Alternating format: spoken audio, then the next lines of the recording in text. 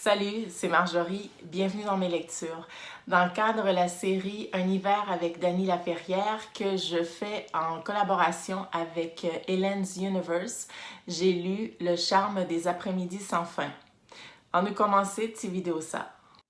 Le charme des après-midi sans fin, c'est le deuxième roman de l'autobiographie américaine de Dany Laferrière. Dans ce roman, on est toujours à Petit Goâve, le village ou la petite ville en fait natale de sa grand-mère Da. Dany est un petit peu plus vieux, je pense qu'on est quand même au milieu des années 65 et son quotidien se résume à l'école, les copains et Da. On sent par contre que Dany mûrit. Il a des conversations de plus en plus intéressantes et je dirais philosophiques avec des grandes personnes, notamment son ami, si je peux dire, son ami le notaire de la place, de la ville.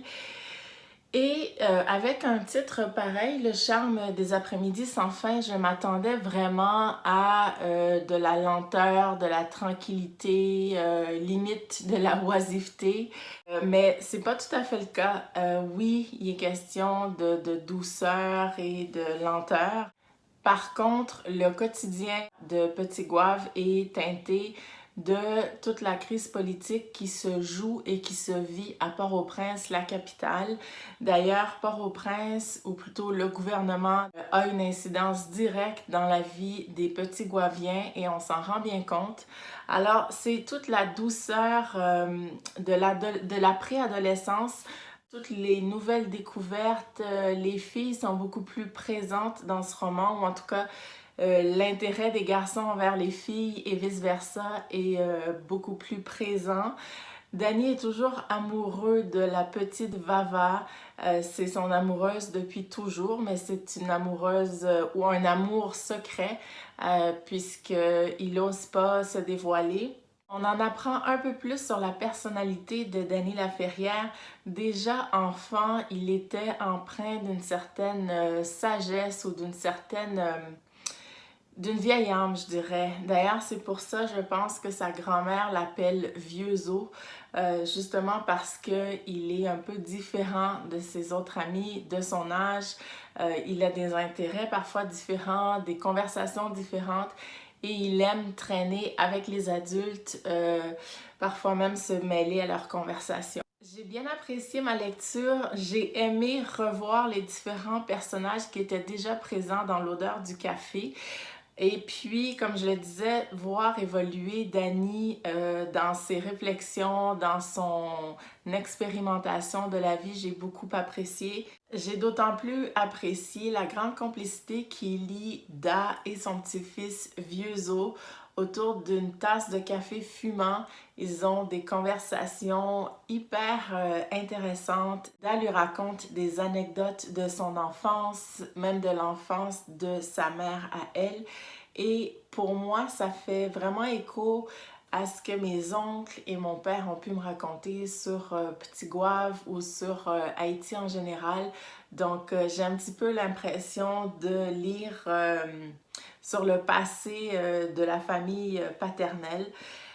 Et puis, comme je le disais, tout ça, c'est sur fond de tensions politiques, de crise politique. Donc, à un certain moment donné, il va y avoir des actions qui sont posées par le gouvernement, qui sont tout à fait arbitraires et probablement impunies. Et c'est là que la vie de Vieux os va prendre un tout nouveau tournant. Et ça m'a particulièrement touchée. À la fin du livre, j'ai vécu toutes sortes d'émotions. Et j'ai déjà hâte de commencer la lecture du Goût des jeunes filles, qui est le troisième roman écrit dans le cadre de l'autobiographie de Dany Laferrière. D'ailleurs, je précise que cette série Un hiver avec Dany Laferrière, je la fais en collaboration avec la booktubeuse de la chaîne Hélène's Universe. Et c'est donc elle qui va vous présenter le Goût des jeunes filles sur sa chaîne. Alors n'hésitez pas à aller y faire un tour et à vous abonner pour être parmi les premières à pouvoir visionner cette vidéo.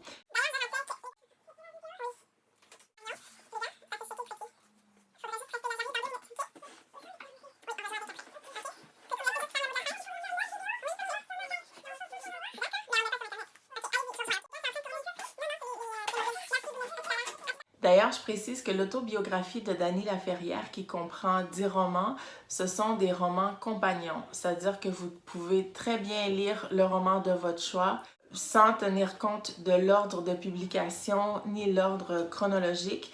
Évidemment, il y a certains personnages qui sont récurrents, mais de manière générale, comme l'histoire ou les histoires prennent place dans des lieux différents avec des personnages différents, vous ne serez pas perdu dans votre lecture si vous ne commencez pas par l'odeur du café, par exemple. Alors, c'est tout pour cette vidéo. Je vous rappelle de nous taguer hashtag un hiver avec Dany Laferrière pour nous laisser savoir si vous lisez en même temps que nous un ouvrage de Dany Laferrière, peu importe lequel, ça nous fera plaisir d'échanger avec vous. On est aussi sur Instagram, c'est très facile de nous retrouver. Je vous laisse de toute façon nos coordonnées en barre d'infos.